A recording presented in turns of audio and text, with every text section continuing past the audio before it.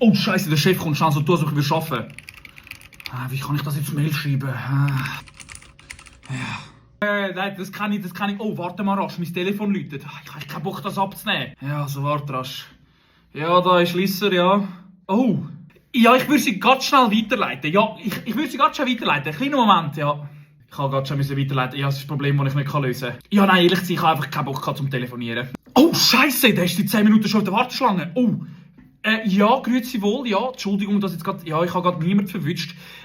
Wie wär's, wenn wir einen Termin abmachen? Ja, genau, in etwa so 3 Monaten. Genau, ja, jawohl, ja. Sir, wo sind Sie? Ja, Chef? Können Sie bitte das Archiv putzen? Das Archiv muss ich aufräumen. Wie lange ist das schon nicht gemacht worden? Vielleicht ein Jahr, 2 Ein oder Jahr? so? Wenn Sie schon dran sind, nach A bis Z? A bis Z sortieren, nach Buchstaben. Der Chef hat gerufen.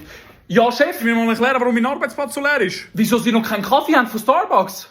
Hey, immer muss ich Kaffee holen, Kaffeemaschine putzen, was so ein strenger Job, ich schwöre. Oh nein, jetzt habe ich noch ein Mail bekommen. Ja, schnell auf meiner Rolex schauen, da, was da... Viertel ab 4. Ja, nein, das wird eigentlich aufgerundet auf 5. Ja, nein, bin nicht mehr da. Oh nein, jetzt hat auch noch die Kundin ein Problem. Ja, soll ich jetzt fragen? Ja, aber dann redet ihr wieder eine halbe Stunde über alles Mögliche, was mich nicht interessiert. Lieber ein Mail, ja.